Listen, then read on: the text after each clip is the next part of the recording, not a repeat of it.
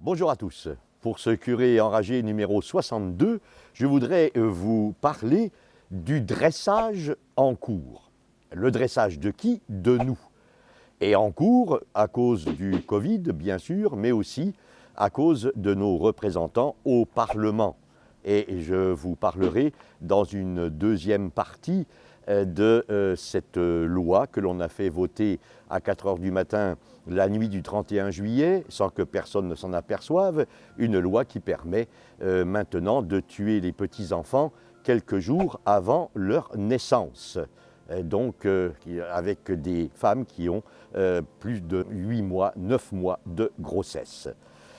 D'abord, le dressage en cours, c'est finalement avec le port de la muselière, le fait de rendre obligatoire ce port de la muselière partout, de plus en plus, et surtout à l'air libre et non pas dans les lieux clos, que l'on continue à entretenir la peur des Français par rapport au Covid, mais en même temps, par cette peur, on leur fait admettre d'être muselés, d'être bâillonnés, et parce qu'ils sont muselés et bâillonnés, alors ils ont encore plus peur.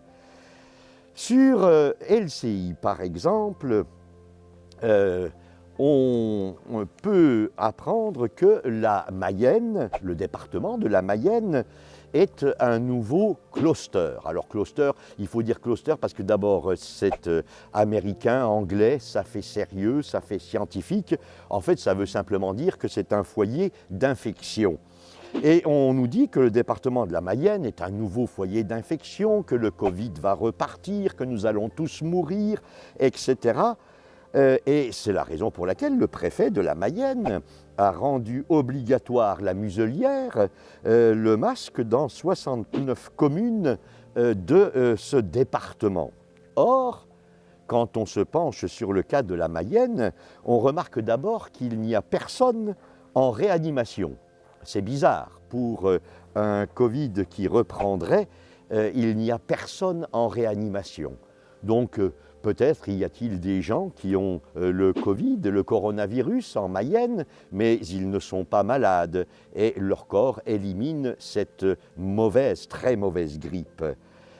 Et ensuite, on s'aperçoit également que le nombre des décès dans le département de la Mayenne est tout à fait normal par rapport aux autres années, et cela depuis le début de la crise sanitaire. Autrement dit, la Mayenne n'est absolument pas le département le plus contaminé, où il y aurait la moitié de la population décimée par ce coronavirus. Et d'ailleurs, si on étend nos recherches, nous nous apercevons qu'en France, il y a moins de décès en juillet de cette année 2020 qu'il y en avait en 2018 et 2019. Autrement dit, nous faire croire que le coronavirus reprend, que nous allons avoir une seconde épidémie qui sera pire que la première, et tatati et tatata, tout cela nous a peur, tout cela fait que nous allons être muselés partout et tout le temps, tout ça pour simplement entretenir cette peur et nous faire obéir à toutes sortes de choses. Une autre investigation me permet d'avoir écouté un des collaborateurs principaux du professeur Raoult de Marseille, le professeur Philippe Parola. Il rappelle que le port du masque est utile pour le personnel médical, bien sûr, mais ça depuis toujours. Quand on voit des vidéos sur les hôpitaux avec des opérations qui sont filmées, on voit que les médecins, les infirmières ont tous le masque, c'est normal. Le professeur nous rappelle aussi que c'est une bonne chose pour les personnes infectées et contagieuses, évidemment. Nous sommes bien d'accord. Et c'est une bonne chose aussi quand il y a des gens contaminés et qui se trouvent dans des lieux clos. Mais dans tout cela n'est valable que dans une période, une phase épidémique. Parce que sinon, comme le dit très bien le professeur Philippe Parola, il n'y a pas d'argument pour exiger des gens qu'ils se bâillonnent, qu'ils se musellent, qu'ils portent le masque dans des lieux extérieurs, les jardins, les plages, les routes, bref, tout ce qui ne comporte pas cette caractéristique d'être un lieu clos. Alors, pourquoi a-t-on finalement intérêt à museler les gens, à les bâillonner, à les masquer? Eh bien parce que pendant ce temps-là, on peut faire ce que l'on veut. La preuve en est que sur LCI, on a appris que le Parlement, soi-disant, n'avait pas étendu l'avortement jusqu'au 9e mois de la grossesse, c'est-à-dire quand le petit est déjà bien grand. Parce qu'à 9 mois de grossesse, on ne peut plus dire que c'est un fœtus ni que c'est un embryon, c'est vraiment un bébé. Le lendemain, d'ailleurs, il serait né, mais on le tue par avortement le jour avant. Et alors on nous dit non, l'IVG n'est pas étendue par cette petite loi, une petite loi puisque c'est un amendement. C'est l'amendement numéro 524 de la loi sur la bioéthique. Alors nous savons bien qu'elle est ni bio cette loi, ni éthique encore moins. C'est un amendement qui a été adopté par les députés à la sauvette en pleine nuit, dans la nuit du 31 juillet 2020 au 1er août, à 4 heures du matin. Personne n'y était, bien entendu. Et finalement, cet amendement que l'on veut passer inaperçu, pour encore mieux tromper les gens qui déjà sont muselés de toute façon, donc ils ont de moins en moins de liberté, et les libertés publiques sont en grande disparition. Et alors finalement, cet amendement fait que faire un bébé est devenu comme réserver des vacances en un clic sur Internet, avec une annulation possible jusqu'à la veille du début du séjour. Alors on trouve ça quand on réserve des vacances, mais faire un bébé, c'est quand même différent que de simplement aller en vacances. Et est-ce qu'on a le droit d'annuler le bébé que l'on a fait 1 ou 2 jours avant qu'il naisse naturellement, autrement dit en le tuant dans le ventre de sa mère? Eh bien c'est ce qu'on a voté. C'est ce qu'en deuxième lecture, les députés ont voté. Augurons que le Sénat va retoquer peut-être cet amendement et que finalement il ne passera pas en seconde lecture, en lecture définitive devant la Chambre des députés. Mais pour l'instant, c'est bien cela que l'on a fait. Et on a profité de ce coronavirus, de cette crise sanitaire, de cette session extraordinaire du Parlement pour, là-dedans, faire passer des tas de petites choses. Soyons attentifs, surveillons.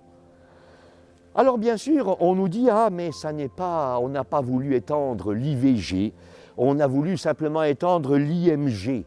Alors vous savez, c'est toujours ces sigles qui sont magiques parce qu'ils n'indiquent rien. IVG, IMG, TGV, voilà, ce sont des sigles. Mais en fait, il n'y a pas grande différence. L'interruption volontaire de grossesse, nous savons d'ailleurs que le mot est mensonger puisque ce n'est pas une interruption mais un arrêt définitif de la grossesse et de la vie du bébé. Que l'IVG est complété par l'IMG, ça veut dire l'interruption médicale de grossesse, ce qui explique que nous avons 90% en moins de Mongoliens en France. Pourquoi? Parce qu'on les tue avant leur naissance. Donc bien sûr, ils ne viennent pas nous embêter par leur vie différente de la nôtre. Eh bien, cette magie du vocabulaire fait qu'on fait croire à l'opinion publique, c'est LCI qui le dit, que « Ah non, les députés n'ont pas étendu le droit à l'avortement jusqu'au 9e mois, compris. Ah non, non, non, non, ils ont étendu l'interruption médicale de grossesse. » Mais c'est la même chose, c'est le même bébé. Alors, on utilise ce mot « interruption médicale de grossesse » plutôt qu'interruption volontaire de grossesse. Mais le bébé elle-même, je le disais. Et lors du vote de la loi sur l'avortement en 1975, le critère de détresse fut abandonné car on considérait que ce critère de détresse de la femme était trop intrusif et trop invérifiable surtout. Une détresse psychosociale. Mais qu'est-ce que c'est une détresse psychosociale? Qui est en détresse psychosociale? Dans quelles conditions? Quels sont les critères? Qu'est-ce que c'est que ce psychosocial? Ça peut être dans mon esprit, ça peut être dans la société, ça peut être les deux. Je suis fatigué. Si je suis fatigué, est-ce que je suis en critère psychosocial? Et maintenant, donc, pour cet avortement permis jusqu'au 9e mois, donc c'est véritablement l'assassinat du bébé, c'est un infanticide, eh bien, on pourra le justifier par une détresse psychosociale. Mais appelons un chat un chat. Le 1er août, certains de nos députés ont donc voté cet assassinat possible d'enfants dans le ventre de leur mère jusqu'au terme de la grossesse. Ça n'est donc plus un avortement, c'est un infanticide. Et cet amendement qui a été voté à la sauvette, finalement, permet que l'on tue qui l'on veut, comme on veut, au moins jusqu'à ce 9e mois de la grossesse, c'est-à-dire jusqu'à quelques jours avant la naissance naturelle de l'enfant. Voilà 2 façons de museler. On muselle les gens en leur faisant porter un masque. Dans ma ville de Nice, par exemple, eh bien, le maire rend obligatoire le masque sur la plage, dans les grands quartiers de Nice. Tout cela, lorsqu'on n'a aucune preuve que ce port du masque va enrayer une épidémie qui d'ailleurs n'existe plus. À Nice, elle n'a jamais tellement existé. Les lits de réanimation dans les hôpitaux niçois étaient bien souvent vides pendant le pic même de cette épidémie. Mais pourtant, on veut absolument nous faire obéir, nous museler, nous bâillonner. S'il y a une espèce de jouissance là-dedans. Et alors de même qu'on nous bâillonne là-dessus, on nous bâillonne aussi pour cacher la vérité et ne pas dire que ce 31 juillet, dans la nuit du 31 juillet au 1er août, à 4 h du matin, on autorisait les parents et les médecins à tuer leur enfant quelques jours même avant leur naissance.